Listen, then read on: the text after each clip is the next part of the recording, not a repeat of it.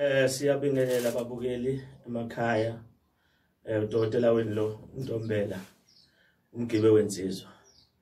Ngiyazi ukuthi ke ngeke nikhohlwe ukusubscribe lapho ukuthinta ibhathini elibovu.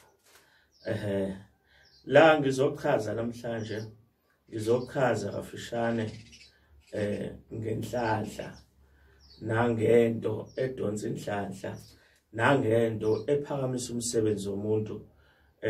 Igama layo uGidinga lo ngimphethe uyena Gidinga lo uGidinga ovula iminyango evaliwe lapho osuyitshela khona ukuthi hayi uphandela ndawonye impilo yakho ayifuni ukucaca.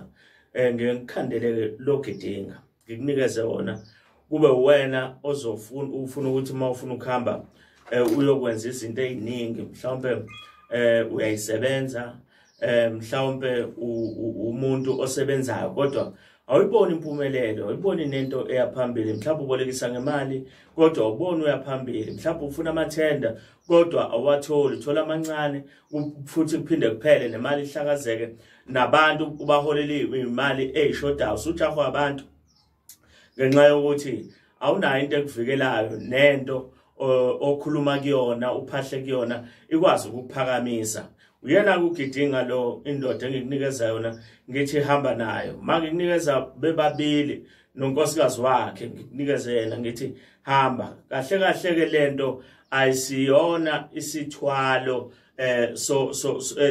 into ebulala ekhaya noma into eyenza ukuthi kuhlala inhlupheko kwabanye kodwa wena ubuphakeme. Cha, yinto le sikuxhumanisa nedlozi sikuxhumanise nedlozi lakho bese ikwazi ukuthi sisebenze iphakame ikwazi ukuthi sisebenze futhi uyayiphupha nokuyiphupha makunezitha noma kunezimpi ezilokho zikulandelela noma kukhona abantu abakulandelayo ngoba hleze ulandelwa abantu ababangani bakho hleze ulandelwa abantu abangomakhelwane wakho hleze ulandelwa abantu osebenzisana nabo. Ngikunikeza ke yena uGidinga manginikeze yena uGidinga kunezinto eziningi afika ishintshe empilweni yakho uba noshintsho olukhulu empilweni yakho afika ishintshe izinto kakhulukazi nje la emalini. Imali uyayibona ibe khona mawunamabhizinisi uyakwazi ukugadela mawunethaveli ithaveli thothi abantu bayabulalana ethaveli yakho udinga wona uGidinga ngifike ngufake lapha kwakho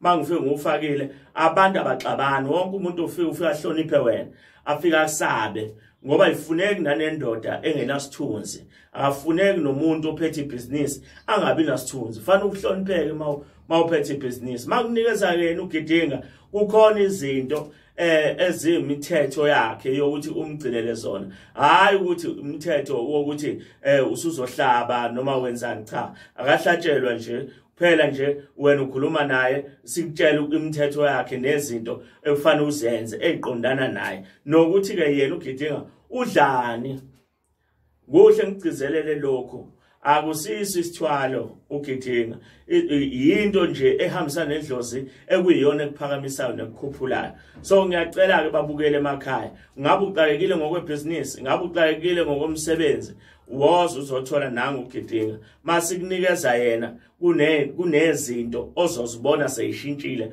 kuwena. Ngabe isekhasino uyakwazi ukuthi uhambe uyozama ekhasino udlale khona uwine uphumelele mawusuwinile futhi uphumelele uyabuza uzobonga kumkhulu udokotela uNtombela. Siyacela ke ukuthi ke ningabi nakukhathazeka ngoba ukhona uGidinga usekhona ngikhona ngudokotela wenu. Okunye ngizokuchaza mase sibonana noma sukhuluma noma usufona sikwazi ukuchazela kona ukuze ukwazi nawe ukuthi uye phambili. Ngiyabonga kakhulu.